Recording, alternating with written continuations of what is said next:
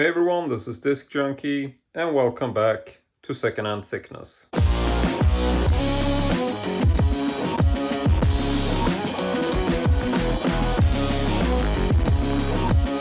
And so today I'm standing in the man cave for once, but that is essentially because I shot a introduction to this video when I was at the carboot sale this weekend. And this is actually going to be the last carboot sale of the season, which is really depressing. But what I was going to say is that I shot an intro at the parking lot as usual, but then I accidentally deleted that file, so now I was just left without an intro. So yeah, you're gonna have to make do with this intro, but without further ado, let's just go ahead and check out some footage from the carboot sale.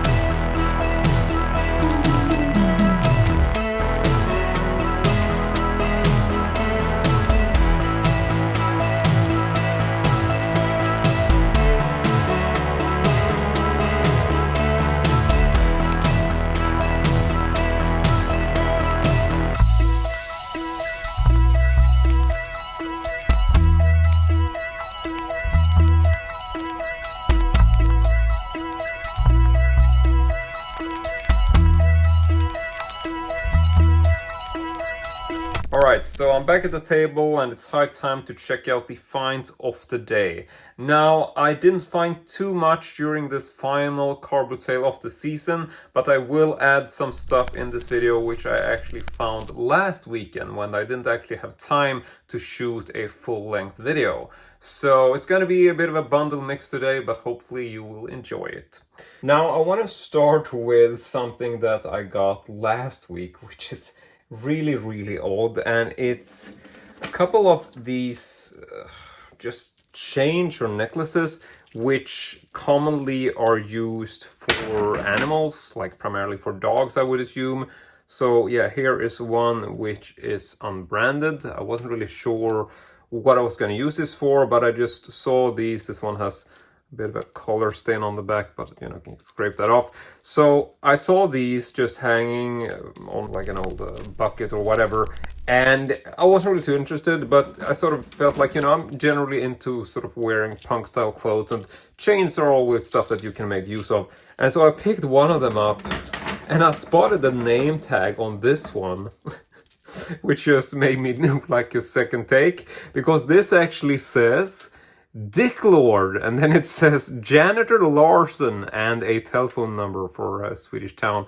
So yeah, this was obviously very strange because I really wanted to get like a background story for this one. And so I asked the guy, like, what the hell is this all about?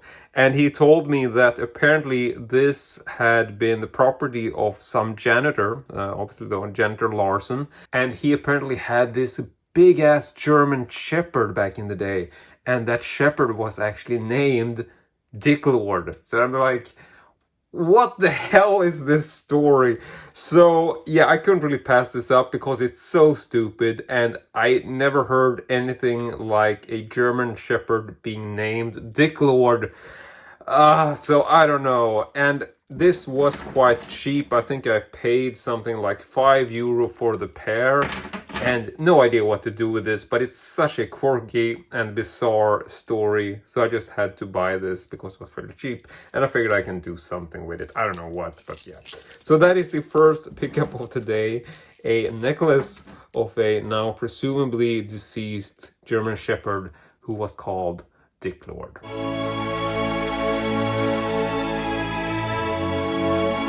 Next up, I want to show another thing which I also found last week, and this is a plastic replica of a human femur bone. Now, normally I might not have been too interested in this, because a lot of time when you see this, it's sort of like typical Halloween sort of, stuff that you see that are fairly cheap, like from Halloween stores. But this looks to be actually more of a medical replica. For one thing, it is a solid plastic cast, which in comparison to other things I've seen from Halloween decorations and stuff like that is quite different. Normally when you see things like this, they won't be very solid, but this is a very sort of solid piece, and it also looks like a much more authentic looking piece in terms of medical studies. Like you can really see this sort of shape of the femur bone, and you got like all of these little sort of grains and stuff like that. So it looks like a very sort of realistic replica. And it also has some of these holes here, which I'm not entirely sure what they were for, but you can see there are some holes going in on the sides here. So this definitely looked like it could have been a part of a full skeleton, and maybe, yeah, I don't know. I would just assume this is made for studies. And so why did I pick this up? Well, for one thing, I do really like sort of bones and skeleton and stuff like that for my Texas Chainsaw Massacre room, my horror room. And I would commonly pick up Halloween stuff, but they're usually not very good looking. And this was a really nice solid piece.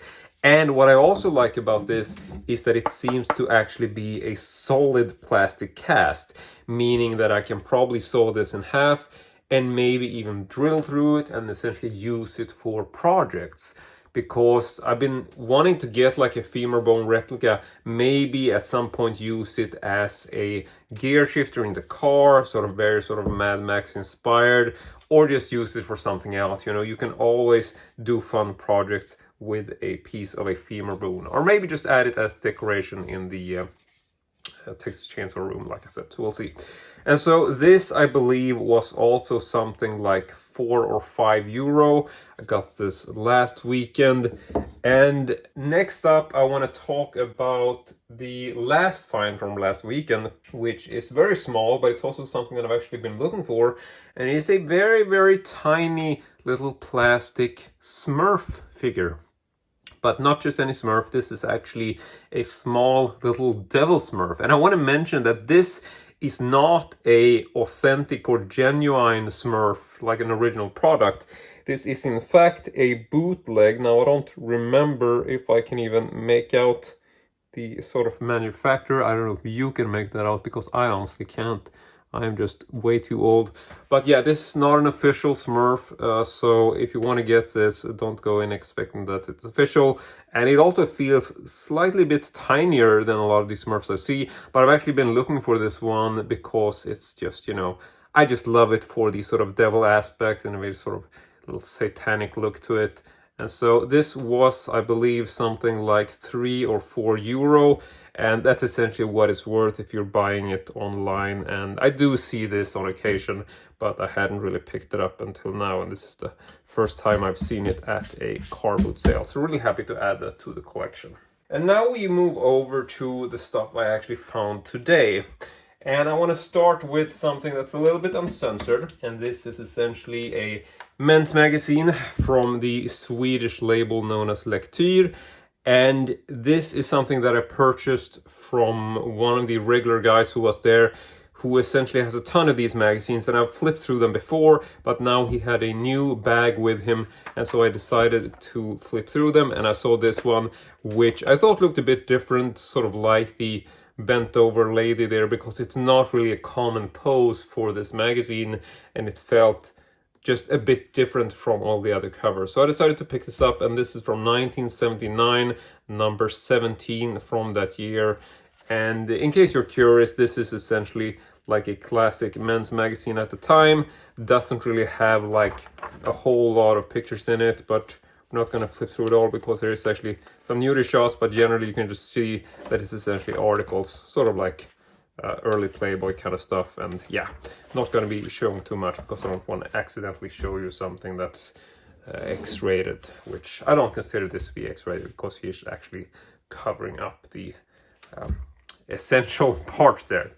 So this one was €2, so quite a cheap pickup, but I did really enjoy the cover. And I also like to pick up stuff from this particular guy because he has served me very well in the past. I did pick up some books from him, which I was really happy about, and I'm hoping he might actually reach out to me again if he finds some stuff in his sort of warehouse or cellar or whatever, because he said that he does have some other books and things there, he just doesn't know where it is. So if he finds them, hopefully he will reach out to me by phone. And so now I want to move over to a few more finds which are actually toys, and I'm gonna start with this one, which is some sort of motorcycle bike cop.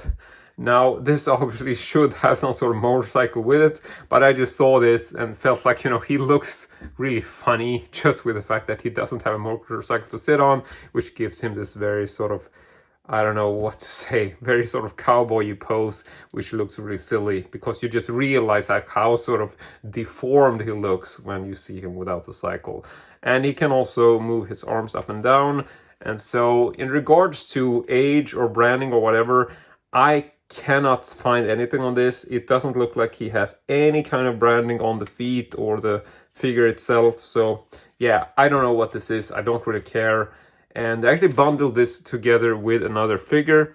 So I'm gonna go ahead and show you that one, which is the one I found more interesting. And it is this really weird shark man figure thing. And at first I really didn't have any clue as to what this was, and I can't really find any markings on this thing. But I was able to Google this and realized that it's actually something known as Street Sharks, which was an animated series back in the 90s, and there was essentially like a toy lineup to go together with this animated series. Just Google for Street Sharks and I'm sure you can find some more info about this show in case you want to know more. And so I like the design of this generally, but I also like the fact that it has a bit of functionality. So the arms are essentially hard plastic and the bottom part is hard plastic, but the upper torso is actually soft rubber, so you can actually move the fin here in the back to make him sort of, you know, move the jaws. So I thought that was a very nice sort of big old growl thing.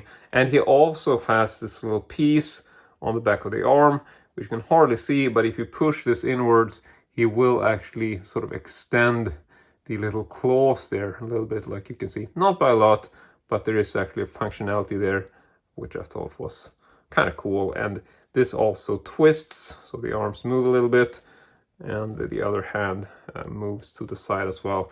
It's just a very weird toy.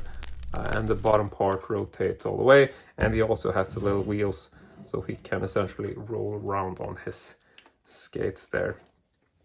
But yeah, this is essentially all of the stuff that I found today. And I have to say that this car boot sale season, or the flea market season of the year, has been really good to me.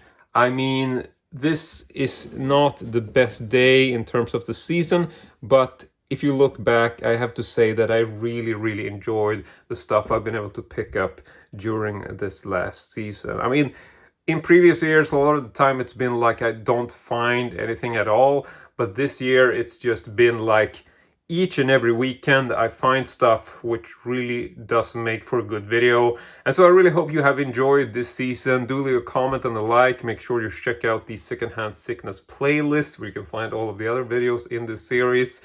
But that is essentially it. So I want to say thank you very much for watching. Really hope you enjoyed it. And as usual, hope to see you all next time.